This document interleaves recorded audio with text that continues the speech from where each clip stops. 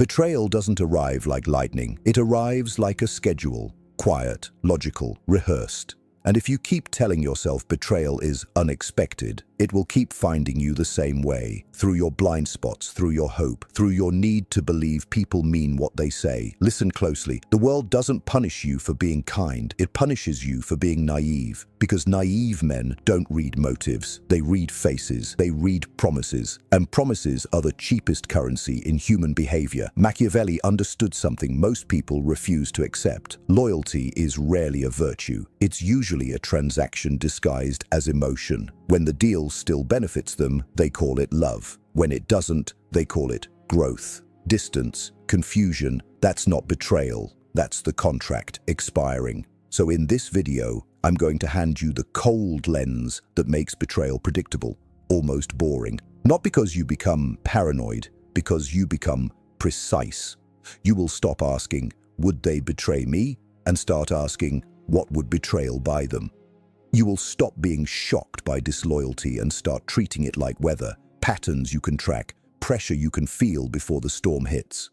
And once you learn to read the pressure, you stop begging people to be honest. You stop chasing reassurance. You stop building your life on anyone's mood, because the man who predicts betrayal doesn't panic. He adjusts. He moves first. He removes access before damage. He lets them smile while he quietly closes the door. That is the beginning of becoming untouchable. And if you can handle the truth, you're about to see betrayal the way Machiavelli saw it, not as tragedy, but as information. Betrayal is incentive, not emotion. Here is the rule that separates the controlled from the crushed. Betrayal is not an emotion. It's an incentive. People don't wake up and say, today I'll ruin him. They wake up and feel a pull towards safety, status, pleasure, advantage. And if betraying you becomes the fastest path to that reward, most will do it without even calling it betrayal. They will justify it with a clean story that protects their self-image. That's why you lose.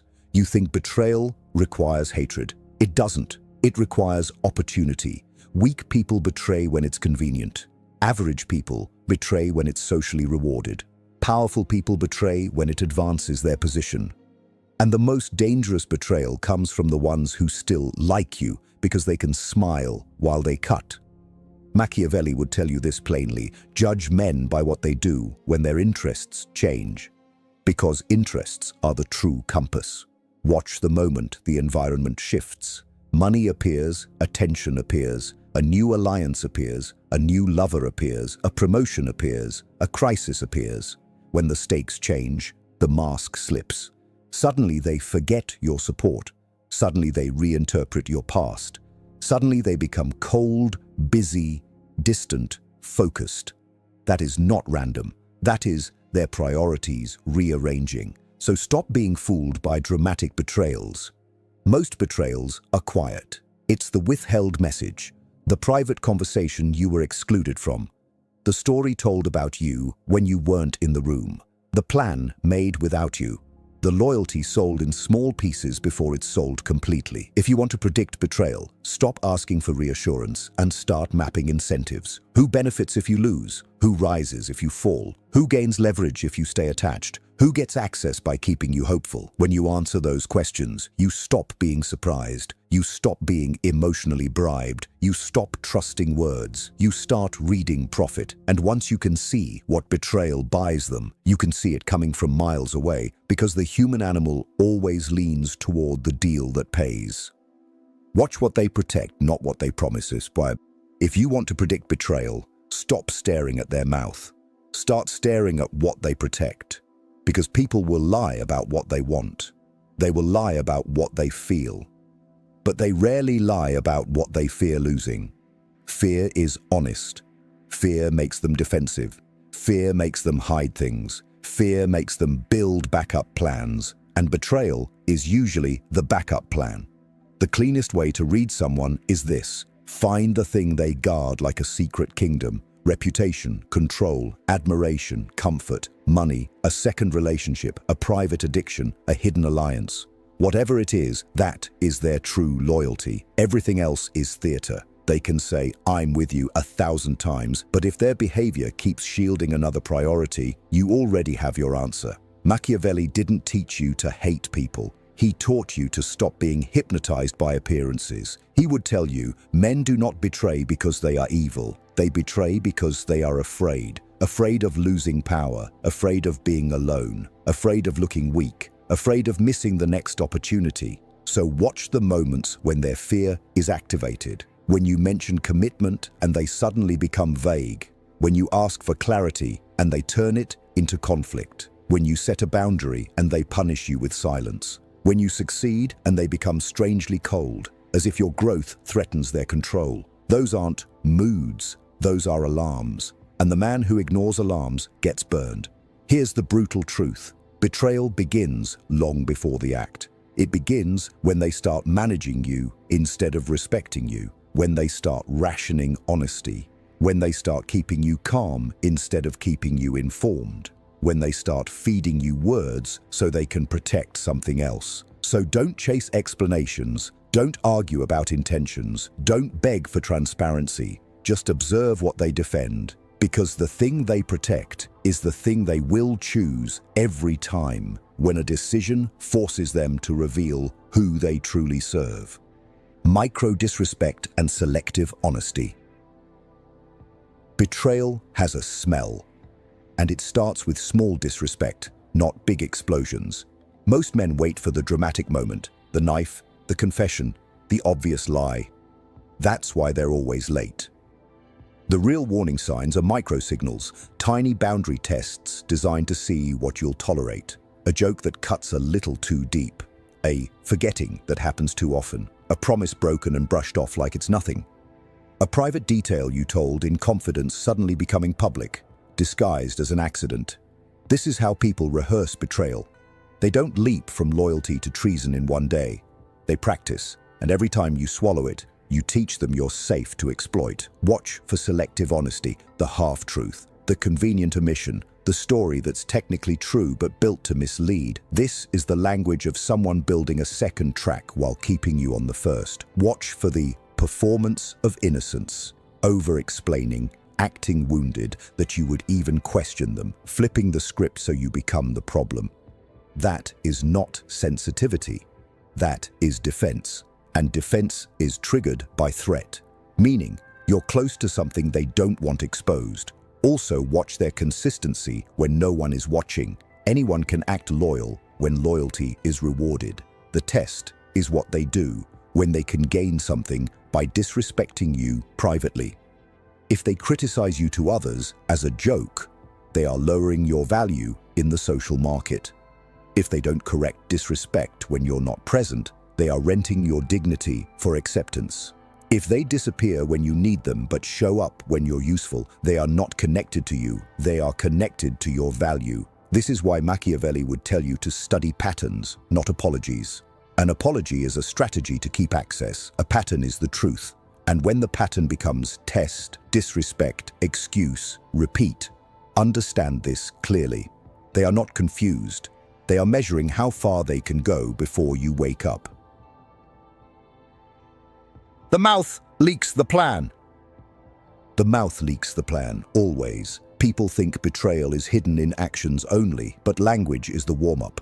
The tongue rehearses what the hands will later execute. So if you want to predict betrayal, listen for the verbal fingerprints. First, vague commitments. We'll see. Soon. Don't worry. Let's not talk about that right now. These aren't neutral phrases. They are fog, and fog is used to hide movement. Second, shifting blame in advance. When someone begins explaining why they had no choice before anything has happened, they're planting the excuse early. Third, sudden moral speeches. When a person starts talking about principles and boundaries in a way that conveniently benefits them, they're building a courtroom inside your head, so you convict yourself for demanding respect. Fourth, over-justification. Honest people answer, manipulative people perform. They drown you in details you didn't ask for, hoping you'll mistake volume for truth. Fifth, the phrase that should make your blood go cold. I would never do that.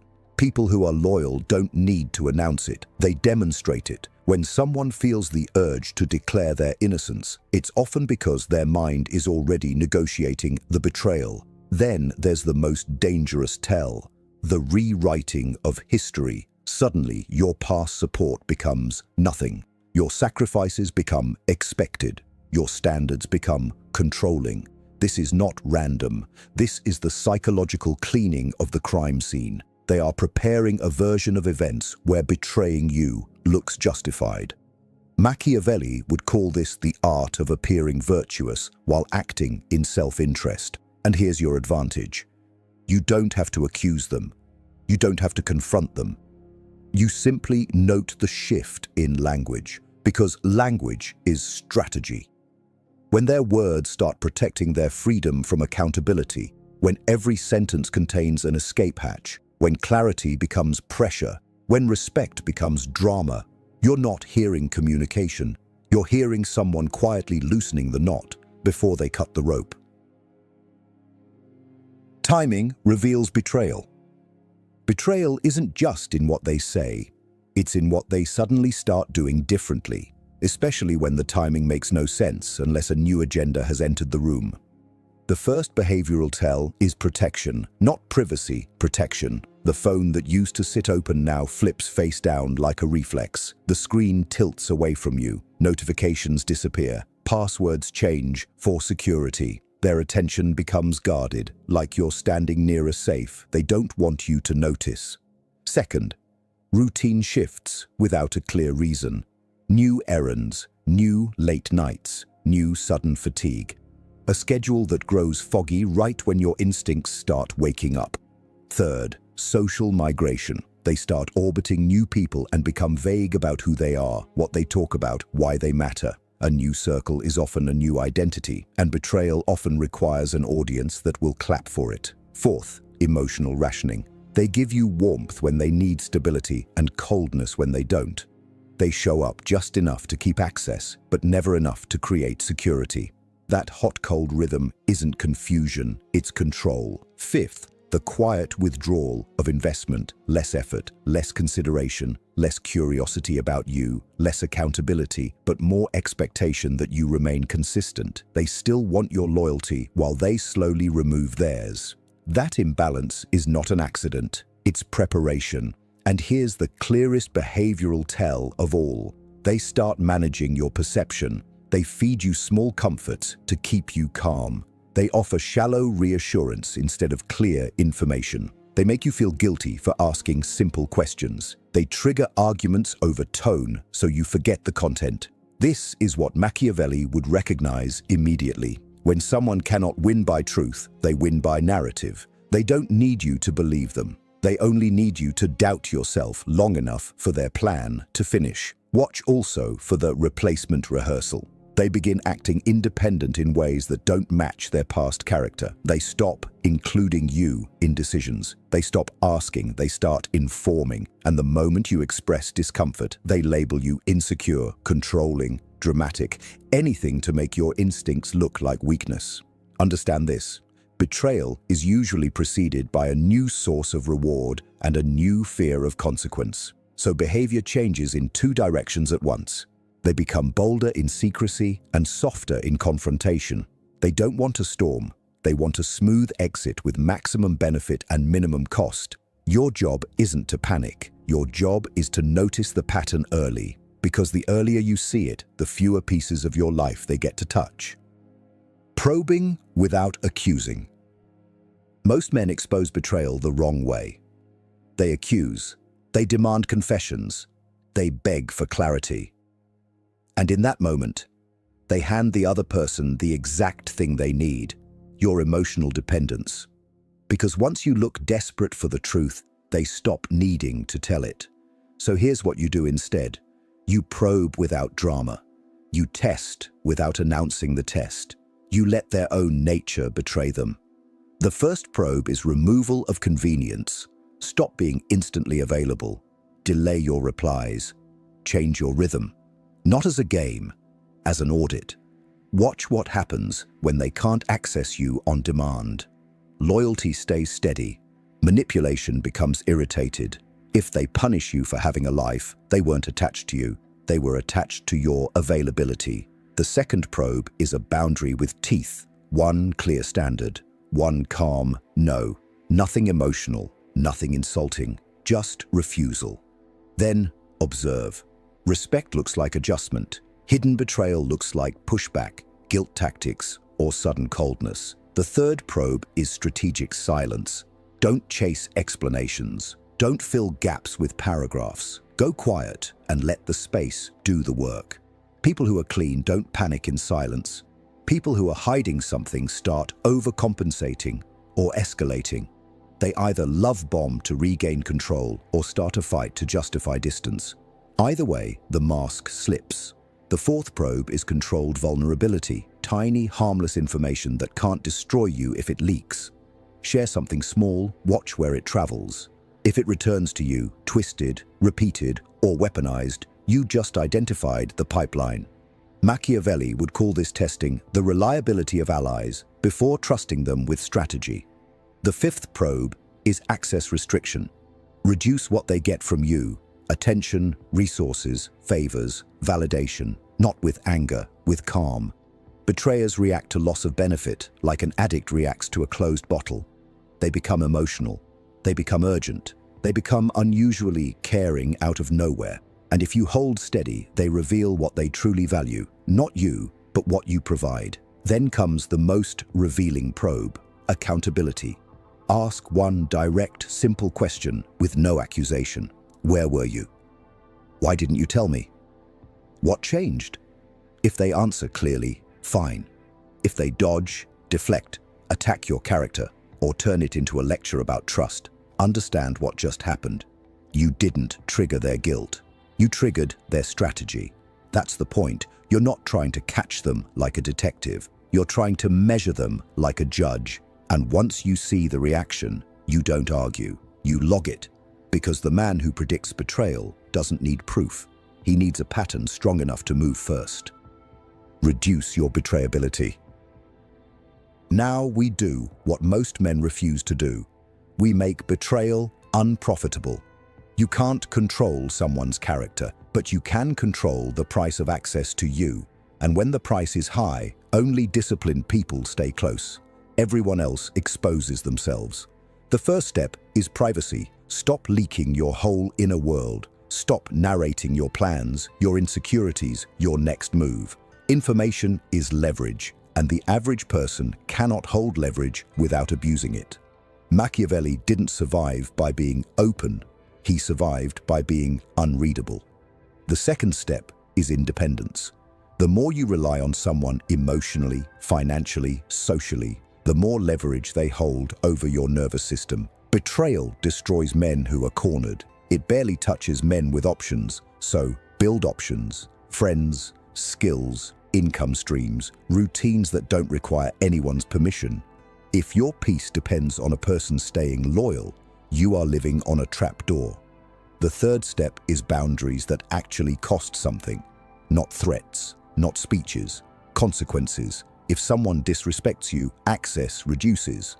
If they lie, privileges end. If they test you, the test fails. Calmly, immediately. No emotional negotiations. Because when you negotiate your boundaries, you teach people they can buy your dignity with excuses. The fourth step is to stop rewarding ambiguity. Stop accepting half answers. Stop accepting "trust me" as evidence. Stop accepting your overthinking as a response to facts. Clarity is not something you beg for. It's something you require. And the moment clarity becomes difficult to get, you already have your answer. The fifth step is detachment from outcomes. This is where you become dangerous. When you can walk away without begging, people sense it. They stop playing with you. They either respect you or remove themselves. Both outcomes are victory.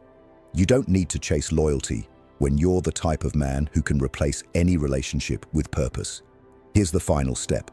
Stop trying to be understood by people who benefit from misunderstanding you. Betrayers win by making you explain yourself until you're exhausted. So, don't explain. Don't plead your case. Don't write essays. Move in silence. Adjust your access. Protect your assets. Protect your reputation. Protect your future. Because the goal isn't to live in suspicion. The goal is to live in control. When betrayal becomes expensive and useless, it becomes rare around you. Not because humans changed, because you did. You don't prevent betrayal. You price it. Here's the cold truth that turns you from a victim into a strategist. You do not prevent betrayal. You outgrow the conditions that make it lethal. Most men are destroyed by betrayal for one reason. They made someone else the center of their emotional universe. They handed a human being the power to collapse their identity. So when the knife comes, it doesn't just cut trust. It cuts self-worth, direction, stability, dignity. That's why betrayal feels like death, because you built your life like a single pillar, and you called it love, friendship, loyalty, brotherhood. Machiavelli would look at that and call it poor architecture. A man with one pillar can be conquered with one strike. So we build differently. We build a fortress with multiple supports: purpose, discipline, money, reputation, skill, inner control. Then betrayal becomes what it truly is: information that someone is not fit for proximity, not a prophecy about your value, not a tragedy, a sorting mechanism. And the moment you adopt that frame, your posture changes. You stop pleading for loyalty and start demanding alignment. You stop chasing explanations and start measuring outcomes. Because explanations are cheap, outcomes are truth. Now listen carefully. The most powerful protection is not suspicion, it's standards. When you hold high standards, betrayers feel uncomfortable around you. They can't farm your attention. They can't exploit your softness. They can't manipulate your fear of loss. And they can sense that you are willing to leave. That willingness is like a blade on your hip. You don't have to pull it out. The presence is enough. That is what makes you untouchable. People betray the man they think will stay. People test the man they think will negotiate. People disrespect the man they think is hungry for approval. So starve that part of you, kill the hunger, and understand the deepest principle. Betrayal is often triggered by your strength, not your weakness. When you rise, insecure people feel exposed. When you become disciplined, lazy people feel judged. When you become respected, jealous people feel smaller. They don't always attack you directly. They whisper, they sabotage quietly. They forget you when opportunities come. They form alliances without you, and they will justify it by saying, you changed. Yes, you changed, you evolved, and evolution always creates enemies. So what do? You don't shrink to keep peace. You don't soften to be liked. You make betrayal a bad investment. You document mentally. You limit access. You keep your cards close. You treat trust like a vault, not a gift basket. And when the pattern is clear, you move first, cleanly, calmly, without rage. That's the final proof of power. Not that you can detect betrayal, but that when it appears, your life doesn't shake. Your heartbeat stays steady, your voice stays calm, your dignity stays intact. Because you were never living on their loyalty, they were living on your permission. The oath. By now you should feel it. Your old self is becoming embarrassing to you.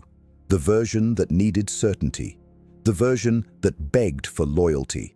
The version that thought trust was something you hand out because you feel close. That man gets betrayed on repeat because he keeps entering the same trap with a new face. But you are not here to be a lesson for other people's selfishness. You are here to become the kind of man betrayal can't destroy because it can't reach anything vital in you. Betrayal only hurts deeply when it steals something you refuse to protect. So protect it now. Protect your peace. Protect your standards. Protect your future. Protect your time. Remember what Machiavelli understood. The world is not moved by what people claim to be. It's moved by what they are willing to do when the reward is high and the consequences are low. So you raise the consequences. You stopped being easy to access. You stopped being easy to read. You stopped being emotionally negotiable. You became a man who watches patterns, incentives, pressure shifts, and small disrespect like a hawk. You no longer need the dramatic proof. You don't wait for the betrayal to complete itself. You see the rehearsal and you exit the stage quietly. And here's your final upgrade. You stop hating betrayers. Hate is attachment. Hate is still giving them space inside you. You don't hate them. You classify them. You treat betrayal like a spotlight that reveals what was hiding in the dark. You let it show you who belongs close and who belongs far, and you don't beg anyone to stay close. Because a man who can walk away is a man who cannot be owned. So make this oath with me. Cold, simple, final. I will not build my life around another person's mood. I will not trade my dignity for clarity. I will not confuse attention with loyalty. I will not ignore patterns just because I want comfort. I will observe. I will measure. I will move first. I will keep my center. I will become the kind of man whose absence is a consequence. The kind of man whose standards create order around him. The kind of man who doesn't fear betrayal, because betrayal has no place left to land. Now I want you to comment a phrase that seals this identity. Not for me, for you. Comment. I read motives, not masks. Write it like a signature, because the moment you accept that sentence, you stop being a target.